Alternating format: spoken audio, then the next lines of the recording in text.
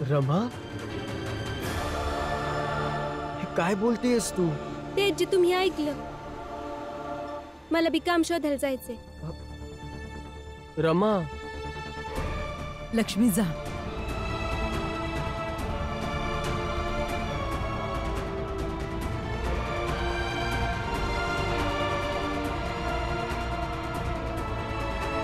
भीम,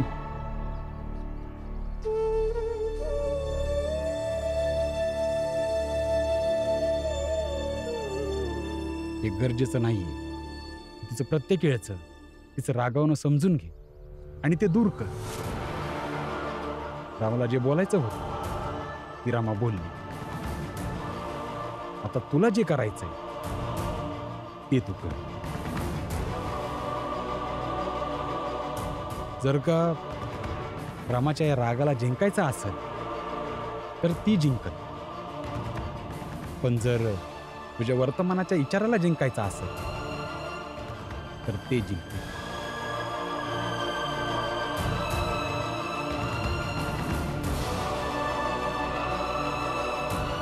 निघतो मी बाबा.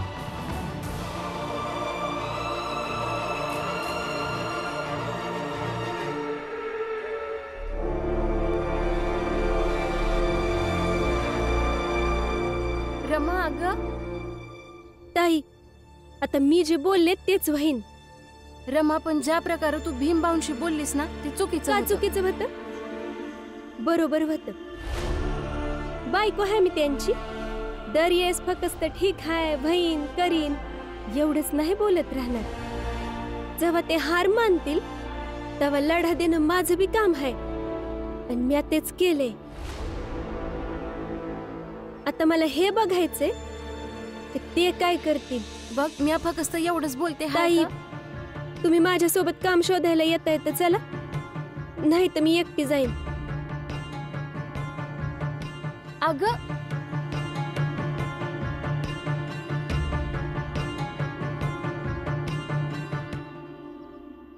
लक्ष्मी,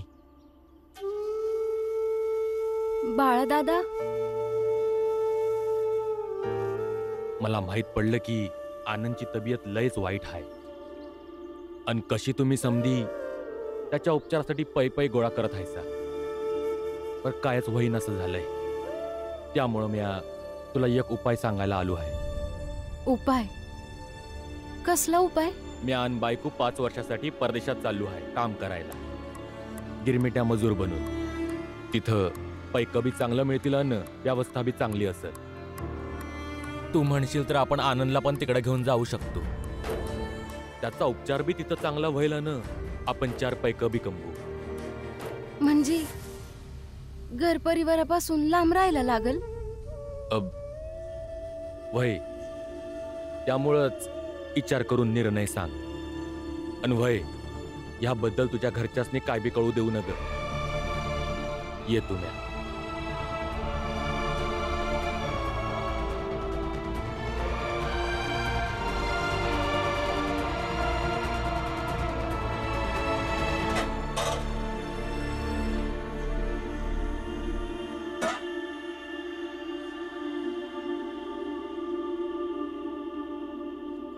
हात धुवून घ्या, मी जेवण वाढते.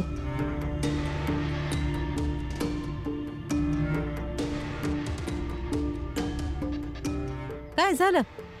चला जेवून घ्या. चला. असं काय जेव? वर्ग न जेवताच निघून गेला. सूल शपथ देऊन गेली आहे.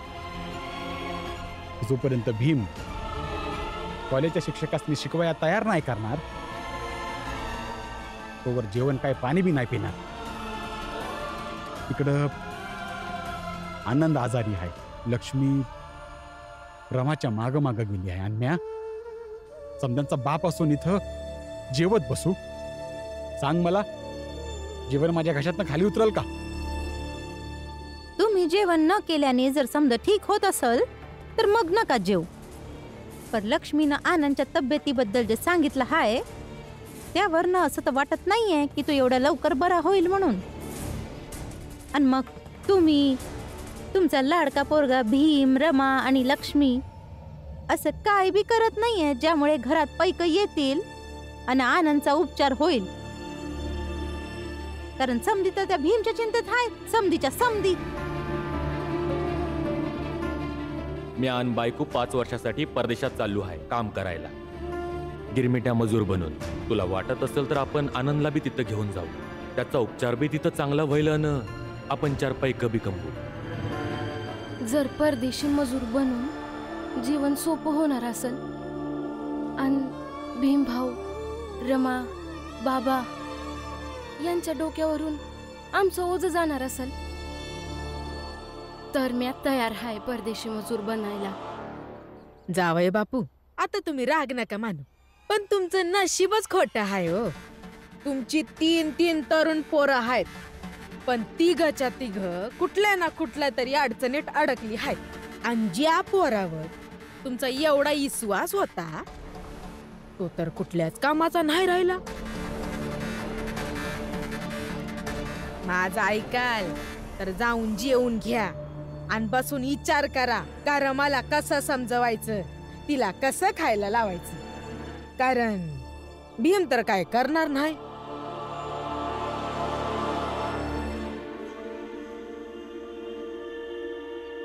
तुम्हासनी माझी शपथ आहे, जवळ तुम्ही कॉलेजातल्या गुरुजींना शिकवायला तयार नाही करणार तवर मी काय खाणार बी नाही आणि पाण्याचा एक थेंब बी नाही घेणार.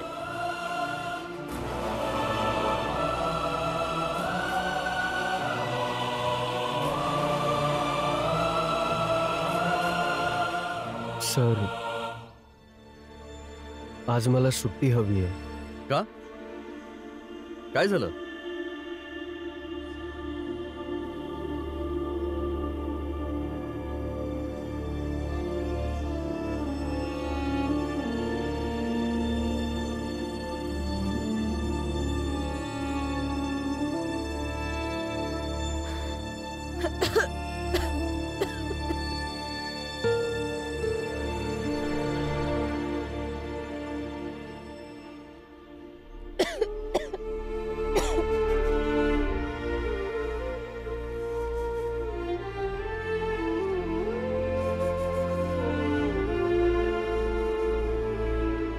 काय झालं? तू ठीक तर आहेस ना? हा हा, मी ठीक आहे. हे घे, पाणी पिऊन घे. नग नग, मला पाणी नाही पाहिजे. आणि तुला असं वाटतं का तू रमाला समजावणार आणि रमा तयार होईल? ती पाणी पिईल, जेवण जेवेल. जितका मी रमाला ओळखतो ती तुझी बायको आहे. जोपर्यंत तिने बोललेलं तू ऐकत नाहीस तोपर्यंत ती ना जेवणार ना पाणी पिणार. तर मग मी काय करू सर? असं नाहीये की मी ह्याबद्दल विचार केला नाही. मलाही वाटतं की कॉलेजमध्ये शिक्षकांनी मला शिकवावं, बाकीच्या विद्यार्थ्यांनाही शिकवावं. एक शिक्षकांशी बोललोय मी, विनंती केली आहे, पण ते लोक तयारच होत नाहीयेत. आता ह्यापेक्षा आणखी मी काय करू शकतो सर? पण रमा या गोष्टीला समजूनच घेत नाहीये. अगं पिऊन घे, तुला बरं वाटल. नाही ताई, धन्यवाद. मला पाणी नकोय, तुम्ही जावा.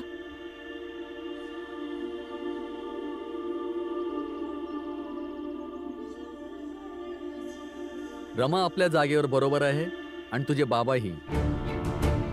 तू बाकीच्या सर्व लढाईपासून हार मानू शकतोस भीम, पण शिक्षणापासून आणि वकिलीपासून नाही. तर मग मी काय करू सर? कसं करू? कसं कॉलेजच्या शिक्षकांना त्यांचे कर्तव्य लक्षात येतील आणि ते मला शिकवायला सुरू करतील? भीम, वकील बनायचं आहे ना तुला? आणि वकिलाची ही कारागिरी तुला यायलाच हवी. की असं काही दमदार आरपार बोलायचं की गुन्हेगार घाबरून आपला गुन्हा मान्य करेल. जिथं विनंती कामाला येत नाही तर काय माहित भीती दाखवून काम होईल. भीती?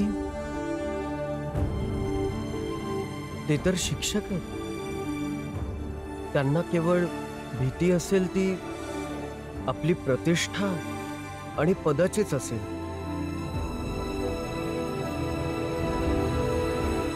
तर मग विचार कर भीम, पूर्ण मुंबईला हे समजलं की इथं असं एक कॉलेज आहे, तिथे काही शिक्षक नाही शिकवत, तर त्यांना भीती नाही वाटणार? वाटेल सर, नक्कीच वाटेल.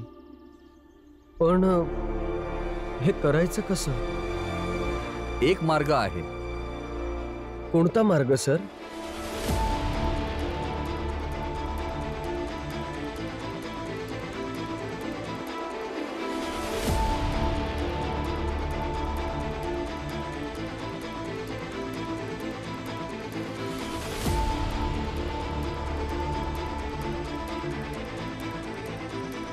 सर, फिरोज शाह मेहता. ओळखतोस यांना? नाव ऐकलंय.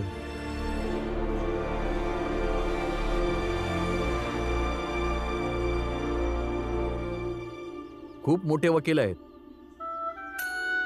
नेता आहेत, चांगले प्रशासक आहेत. मुंबई महानगरपालिकेच्या स्थापनेत यांचा खूप मोठा हात आहे. हे मुंबई शहर कसं वसलं पाहिजे, इथल्या लोकांना कसं सोप्या पद्धतीने सर्व सेवा मिळतील, रस्त्यापासून पाण्यापर्यंत सर्व योग्यरित्या कसे चालेल, या सर्वांची रूपरेषा त्यांनी तयार केली आहे. ते निरंतर त्याच्यावरती काम करत असतात. सामाजिक सेवा त्यांचं प्रमुख काम आहे. आणि त्यांचं आठवड्याला एक वर्तमानपत्र प्रकाशित होतं, द बॉम्बे क्रॉनिकल. त्या वर्तमानपत्राच्या माध्यमातून आपलं काम होईल. ही तर खूप चांगली गोष्ट आहे सर. मग आपण त्यांच्या न्यूजपेपरच्या ऑफिसमध्ये जाऊ शकतो. त्या ऑफिसमध्ये कोणीतरी मिळेल जो आपल्याला मेहता सर पर्यंत पोहोचवेल. नक्कीच असेल.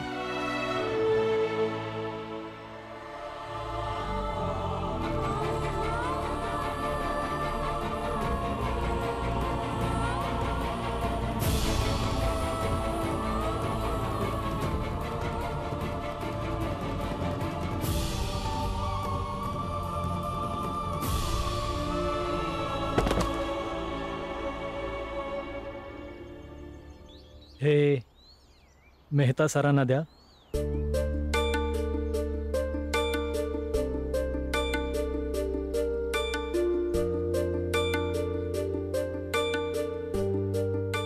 मे आय कम इन? हो, या ना. नमस्कार. नमस्कार, बसा. मी ॲडव्होकेट गिरीश पटनायक आणि हे भीमराव आंबेडकर माझ्यासोबत माझ्या ऑफिसमध्ये काम करतात. अच्छा, बोला. खरं तर आम्हाला तुमची मदत हवी आहे. कसली मदत? सर, मुद्दा असा आहे की माझ्या कॉलेजमध्ये जे शिक्षक आहेत ते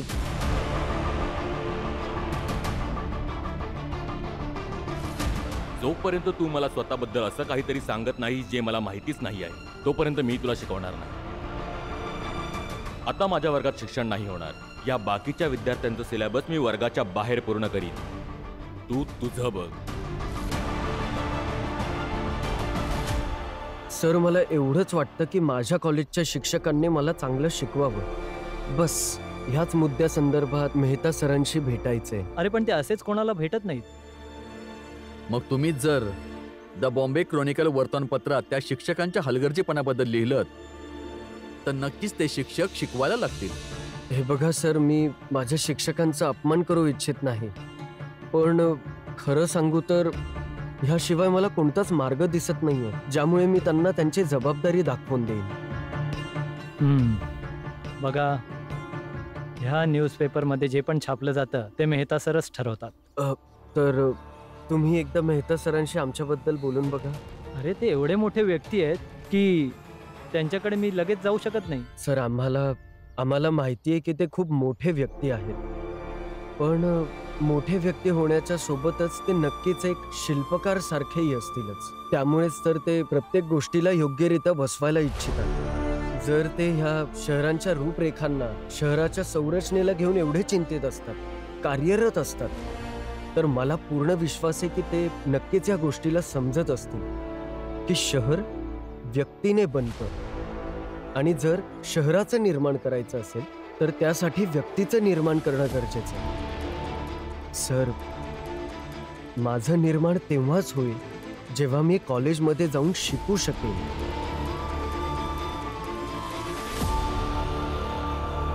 फक्त एकदा आमच्यासाठी त्यांच्याशी बोलून बघा ना. ठीक आहे, असं करा की तुम्ही लोक आता जा.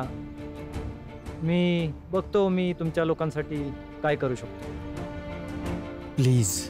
नमस्कार. धन्यवाद.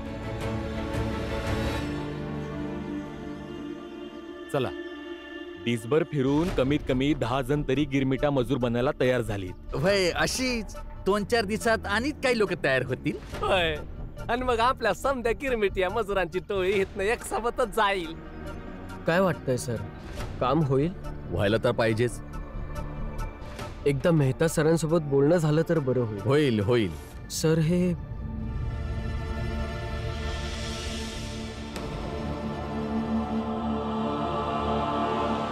बाळादादा ह्यांच्यासोबत काय करतोय? काही बी झालं तरी भीमला माहित नाही पडलं पाहिजे की आपण काय करत आहोत. हा खरं आहे. आपण ना गपचुपीत निघून जाऊया. काय आहे की तू त्याच्या वकील सरांसंग आहे, मग लई विचारपूस बी नाही करणार. आता तर तो तसाच त्रासात आहे. जर त्याच्या कॉलेजच्या शिक्षकांनी शिकवायला सुरू नाही केलं तर त्याची बायको रमा काय खाणार नाही ना काय पिणार. म्हणून काही न बोलताच गुपचूप निघून जाऊया. चला चला.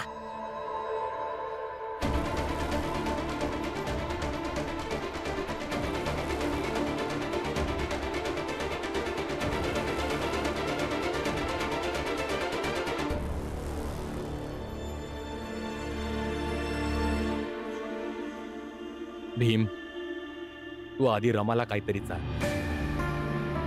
तुझ्या स्वतःच्या शिक्षणाच्या कारणापायी त्या बिचारीनं का उपाशी राहायचं? दादा, मला पण वहिनी करता असंच वाटतं, पण तुम्हाला तर माझ्या बोलण्याचा फरकच पडत नाही. तर मी पण तुम्हाला हेच दाखवणार, हेच भासवणार की मला तुमच्या बोलण्याचा काहीच फरक पडत नाही.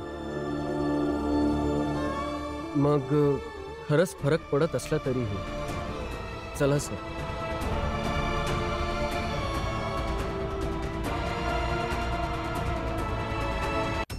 रमा, रमा उठ, रमा उठ, डोळे उघड. सकाळी सकाळी अशी उपाशी जाशील काम शोधायला तर मग हेच होणार ना. झाली बेशुद्ध कुठेतरी. बरं झालं त्या रस्त्यावरून मी जात होते, नाहीतर काही झालं असतं म्हणजे. रमा, रमा उठ पोरी, उठ उठ, उठून बस. उठ, आरामात उठ, सांभाळून ये. बरं आहे ना आता? ठीक आहे ना? हा, पाणी पिऊन घे. नाही नाही. रमा, काळजी करू नको पोरी. पाणी पी, थोडंसं पाणी पिऊन घे. मी पाणी नाही पिऊ शकत.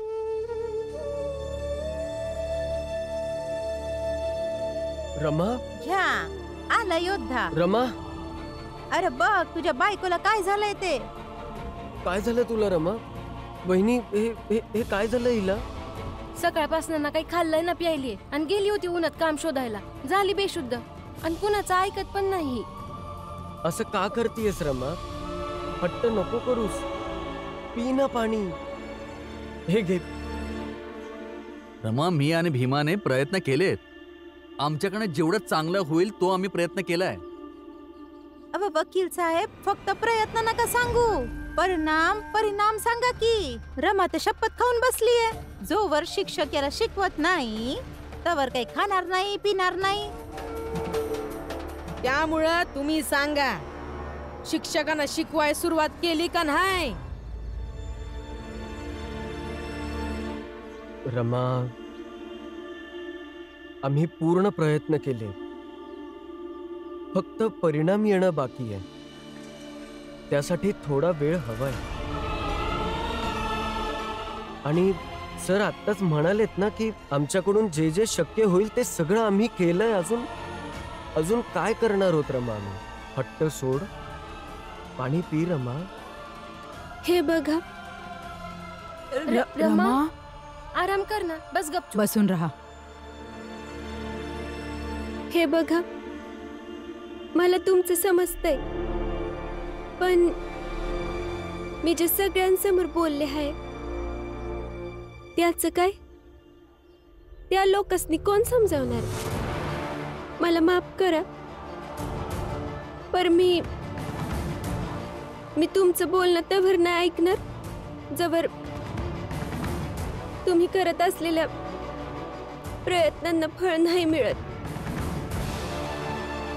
तवर मी काय खाणार बी नाही आणि पाणी बी नाही पिणार.